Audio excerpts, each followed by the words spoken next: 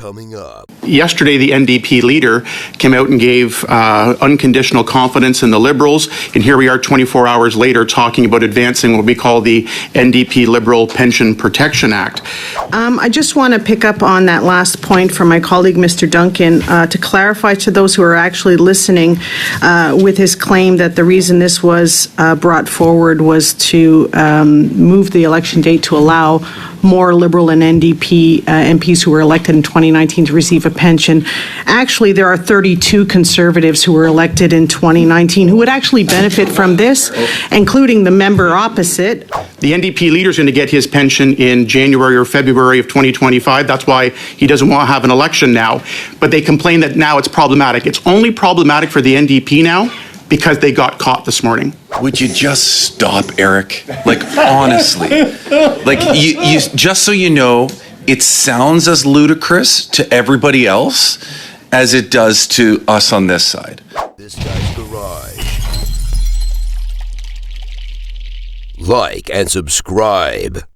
In 2021, Minister LeBlanc was asked to consider these recommendations to further support electoral participation, transparency, and to respond to emerging threats to Canada's democratic institutions. The government also committed in 2022 to remove barriers to voting and to expand opportunities for people to vote. The resulting Bill C-65, the Electoral Participation Act, targets three key areas, with measures designed to encourage greater participation in our elections, enhance the protection of personal information, and safeguard the electoral process. Not mentioned in the opening statement when it comes to Bill C-65. I think a lot of Canadians are focused on one specific section that really shows, I think, the cynicism that the Liberals and NDP have rightfully earned from Canadians, was the changing or the attempt to change for this legislation the date of the election. I want to go back and talk, though. Yesterday, the NDP leader came out and gave unconditional confidence in the Liberals, and here we are 24 hours later talking about advancing what we call the NDP Liberal Pension Protection Act. One of the things that I had some concerns about several months ago was that former NDP MP Daniel Blakey, who was in the NDP caucus at the time, in Minister Dominic LeBlanc, there were several CTV articles that said they'd been working together in conjunction of bringing forward this legislation. First question is, could either of you confirm how many NDP MPs or staff were briefed and provided information before the bill was tabled? I cannot. So at PCO, and there's no record of any conversations or information by NDP MPs or staff. I believe your question was about the number of meetings that Minister LeBlanc had with Mr. Blakey. Anybody, PCO, PMO, anybody in the government that the NDP had access to in advance of the legislation being tabled. Yeah, Mr. Chair, I don't think it'll be a surprise for you to understand. I'm not in a position I don't have control of Mr. Blakey's timetable. I couldn't give you an assessment of the number of meetings that took place. But and my point about briefings is that it was very clear in the CTV.ca article back from January, where he had said he'd been working very closely with the government. Quote, there's been a fair amount of work done, and the headline of the article was that says the two parties have been quietly in talks to table electoral reform legislation before the next federal vote. My point being is that there is, a coordination was clearly happened beforehand, but I want to get specifically about the consultations that you had done in advance. You talked about all the feedback you received and best practices. Whose idea was it to back the election up by a week from October 20th to October 27th? So that's a proposal in the amended bill. What it speaks to is really the difficulty in today's multicultural society. You have a lot of cultural and religious observances that take place during the fall. It was found that October 20th, which was the fixed date election, or is the fixed date election because this bill hasn't passed, occurs at the same time as the Diwali Festival of Lights, which I believe is also occurring right now. So the question became how to find another date that better suited and didn't have that sort of conflict. What you try and do in these situations is you choose the date that is closest to the date. Like, you don't want to go too late into the season and get into December and heavy weather, and you don't want to go too early because that would break into So the it was moved summer. from October 20th as proposed to October 27th. Correct. Do you track when provinces and territories are scheduled to have their own elections? Yeah, that's one of the things that is brings into, and it's a very good point you raised, sir, that municipal elections, provincial elections, territorial elections are all things that need to be considered. And here's the thing about, I appreciate you saying it's a good point, because here we were, we had to move off of October 20th for the reasons it meant, but go to October 27th. October 27th, there's a territorial election scheduled in Nunavut, which would impact tens of thousands of electors directly by having an election day on the same day. So I don't really think Canadians buy the argument that they had to be moved solely for that reason. And just coincidentally, what would happen, though, if the election date was backed up a week, is that several NDP and Liberal MPs who are likely to lose their seats in the next election would be guaranteed their pension because they, as opposed to missing it by a day, they get over by 6 days by doing so. Do you not think there's some cynicism there, though? I mean, when you go and say, well, we did it for Diwali, but when there's a territorial election, another election taking place in Nunavut on the same day and was known, is that really the true reason? So just to get back to the sorts of considerations that were made, one is just whether or not it would be a continuous fall election. You wouldn't want to break with summer holidays through Labor Day, so some of the days in September weren't very good. If we move forward a week to October 13th, then that would conflict with Thanksgiving, which I think most people would agree would not be a good choice. So the decision was made to make it October 27th. And I think the considerations weren't anything more than trying to save their pensions and give the class of 2019, the group of Liberal and NDP MPs that are panicking, to secure their pensions. And it failed miserably because many Canadians were outraged at this blatant attempt of what it was. I'm going to ask, though, in the PMO and PCO, you track correspondence that comes in from Canadians to your office, correct? Through the Prime Minister's office and PCO? I don't personally, but yes, it is tracked. Would you be able to provide us the volume of correspondence that came in? I'd be very curious. I know my inbox as a member of Parliament was quite full of anger and frustration from Canadians about this blatant move for securing pensions. I'd be curious to know what the volume of correspondence and feedback, pushback, opposition, anger to what this was. Would you be able to provide us those numbers of how many pieces of correspondence have been received by the Prime Minister's office since C-65 was taken? Just about 15 seconds here, Mr. Mr. Chair, we will endeavor to do so. I just want to pick up on that last point from my colleague, Mr. Duncan, to clarify to those who are actually listening with his claim that the reason this was brought forward was to move the election date to allow more Liberal and NDP MPs who were elected in 2019 to receive a pension.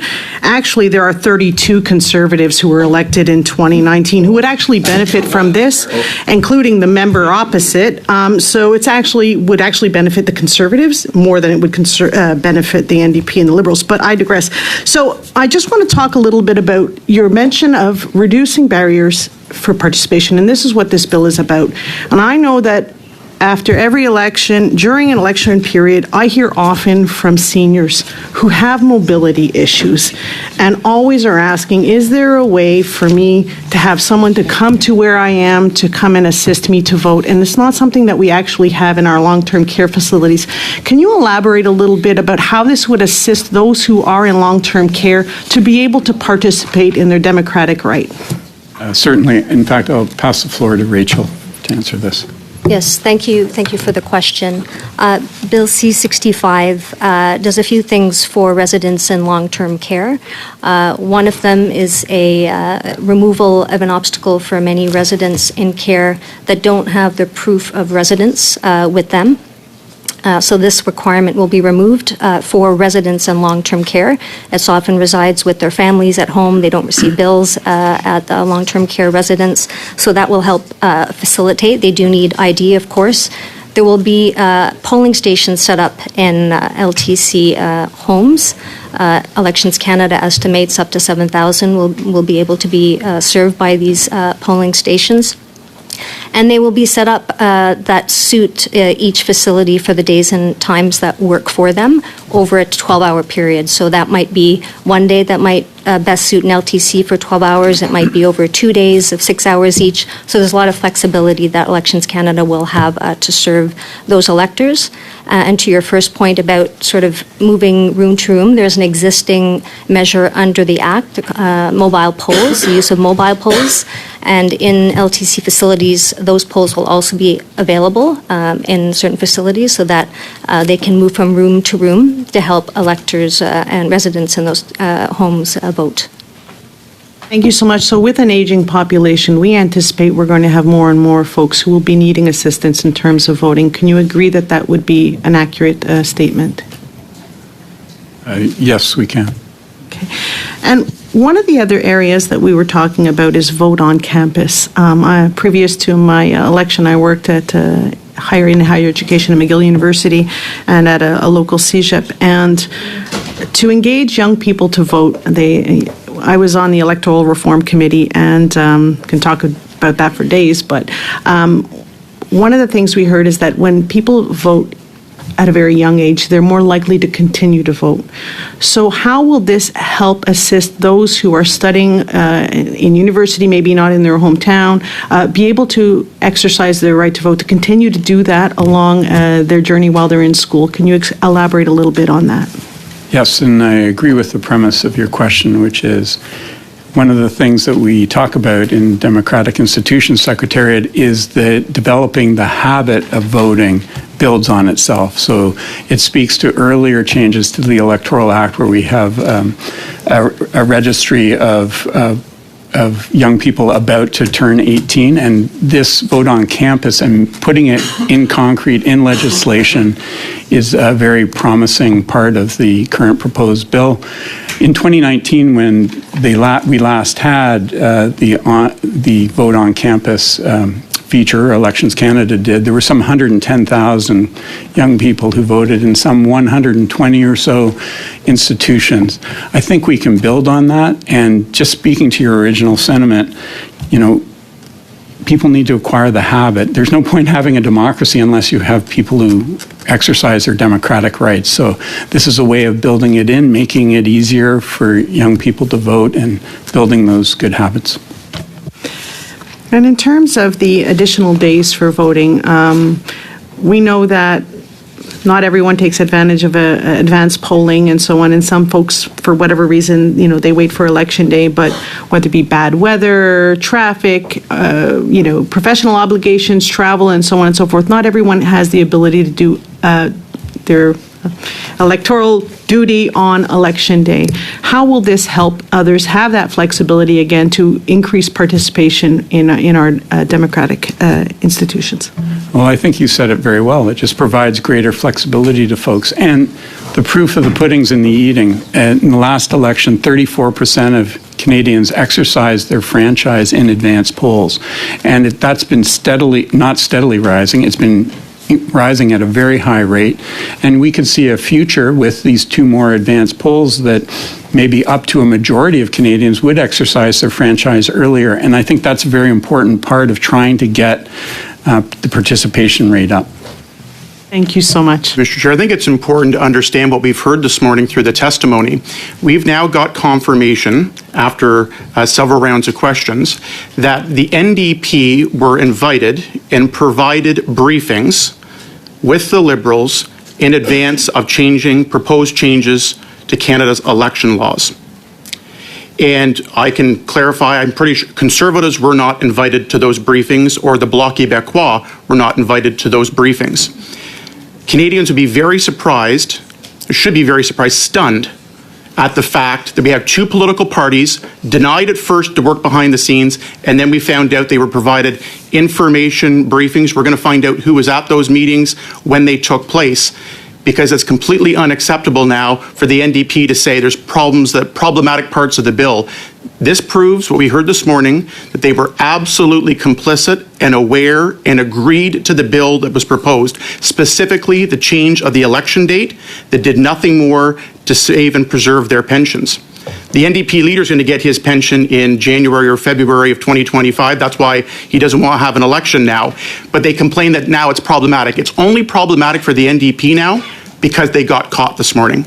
They were fully aware of what was happening. They knew what was in the bill, and it was only the backlash that they got rightfully from Canadians that all of a sudden now that they deem this problematic. The other part that I think is important to learn this morning is the rationale for the date change.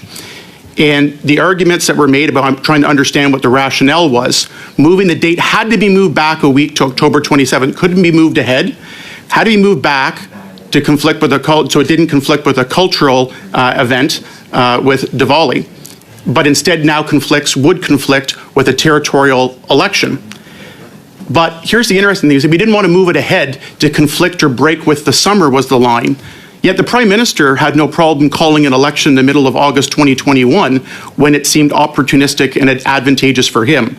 So I think this morning we've heard all the reasons, confirmation that the NDP were in on this all along. And secondly, the rationale that the Liberals and the NDP are desperately trying to spin away was exposed. The date was moved not for any cultural event. It was moved for purely political purposes in terms of the pension protection of Liberal and NDP. Look, Conservatives won an election now. I'm not worried about my pension or anybody else's pension. I'm worried about Canadians. And I think what we've seen today, a confirmation, many opportunities for some sort of clarification or rationale, it remains crystal clear. The cynical attempt by the Liberals and NDP to protect their pensions, claim something else, just disintegrated at this committee this morning. That's all I have. Okay. Thank you very much, Mr. Duncan. Mr. Gerritsen, 5 minutes. Floor is yours. Would you just stop, Eric? Like, honestly. Like, you just so you know, it sounds as ludicrous to everybody else as it does to us on this side. The reality is, Eric, you're the only one sitting at this table that would benefit from it. Appel au règlement, Monsieur le Président, quand même. Point of order, Chair. A minute, Mr. Gerritsen. Just a moment, Mr. Gerritsen. I have two requests, one from Ms. Gill, one from Mr. Deltel. It's probably the same point of order. Ms. Gill, the floor is yours. Thank you. So I'm wondering, I thought that, is this criticizing, basically we're here to ask questions of the witnesses, isn't it? So I think other matters can be solved outside of this room. And I would just like us to remain respectful and professional in our interactions. I certainly understand. That said, this is this MP's choice, and he may use his time as he chooses. As I said, I have paused the clock. So, Mr. Berthold, let's hear your point of order. And Mr. Gerritsen, the same point of order, I believe, from you. Mr. Berthold, you have the floor. Mr. Chair, the arrogance, the tone, and especially the fact that he is speaking directly across the table to another MP here, I think that's not acceptable. I think we need to go through the chair, putting questions both to each other and, of course, to the witnesses. So Mr. Gerritsen's behaviour is unacceptable to the committee. We would not want to wind up accusing each other across the room without respecting your authority, all sorts of accusations flying right, left and centre. I think it's up to you to maintain order. And Mr. Gerritsen has certainly overstepped here. Thank you for your comments. Mr. Gerritsen. I'll respond. Okay, go ahead. On the first point, to Madame Gill's point, Mr. Duncan didn't ask a single question of the witnesses in his last round. And to suggest that I am being more personal than he was is just simply false. And second, to Mr. Berthold's point, we don't speak through the chair in this committee. Everybody who's been sitting here has been directing their questions directly at the witnesses and receiving them back. And it is very common in committee meetings to have your time and use your time for your own purpose. So if I want to use my time to be able to be critical of other things I've heard at this table, it is entirely within my right, Mr. Chair. Okay, colleagues, thank you. Is this on a point of order, Mr. Arnold? This point of order. Okay, go ahead, sir. Thank you, Mr. Chair. I'd like to point out Mr. Gerritsen said he was being no more personal than Mr. Duncan. He was. He was directing the attack at Mr. Duncan when he stated that MP Duncan would be the only one in this room to advantage from this. So Mr. Gerritsen was out of line. Thank you. Yeah, thank you, Mr. Arnold. Okay, colleagues, Point of order, Mr. Duncan? Yeah, go ahead. So just to clarify very clearly, I would like an election now. I'm not worried about my pension. I want an election now, so we can end all of that. And secondly, if it's not a personal attack, or not talking through witnesses, which witness name is Eric? Okay, Mr. Duncan, I don't think we're on the point of order anymore. So, colleagues, there are clearly differences of opinion. Emotions have elevated a little bit in the last couple of minutes. I have heard on both sides of the table a degree of elevation in terms of aggressive tone. I would ask all members to be respectful of our colleagues around the table and to do their best to make their points, however adamantly, in a way that is becoming and expected of us as parliamentarians. So with that, I'm going to return the floor to Mr. Gerritsen for 4 minutes and 30 seconds, which is what was remaining prior to the point of order. And I hope that in the remaining amount of time in his line of questioning, we will be able to do so respectfully. Thank you, colleagues, for your interventions. Mr. Gerritsen, the floor is yours. And I plan to use my time to make a comment, Mr. Chair. I've been sitting here for an hour watching Conservatives utilize witnesses in this room to advance their own political partisan narrative and for potential gain that they perceive. Don't point at him, or anybody on this side. My reference on that was specifically about Mr. Duncan and the way that he's been engaging with the witnesses.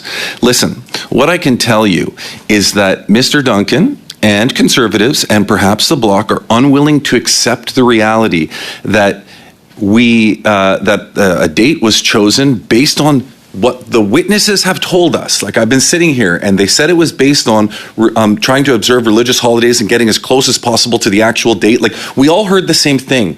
And then somehow Mr. Duncan interprets that to be something completely different, which is completely false. And so he's just trying to drive the narrative that they've been setting up. And so when the NDP, and I know I don't have to defend the NDP, they can do that on their own. When the NDP decide to say, oh yeah, you know what, maybe the Conservatives have raised a good point, we didn't recognize this, and we agree that it should change. Mr. Duncan's response is, well, you knew all along, now you're trying to save face. Like, it's absolutely ludicrous and ridiculous. And Eric will sit here and demonstrate this kind of behavior over and over and over to try to illustrate this point. What I can guarantee you of Mr. Duncan is that there's never been a Liberal Party member who has been taken away in shackles and handcuffs for violating the Elections Act. Okay? I do recall a Conservative in that position. So, with all due respect, is today the anniversary of that? Isn't that fascinating? So with all due respect, perhaps you can just tone down the rhetoric a little bit so that we can actually advance an important piece of legislation. If you're against the legislation and you don't believe in it, fine, vote against it. Give us the reasons why you're against it. But not everything is scandalous. Eric, not everything is scandalous, okay? I know Conservatives like to try to make absolutely every single issue around here to be some scandal, but that's just not the reality. And I think that your hyped up rhetoric is starting to catch up with you. So please, just tone it down, ask questions about the legislation, and if you don't want to support it, don't support it. Okay. This is a great time for us to conclude the end of our first round.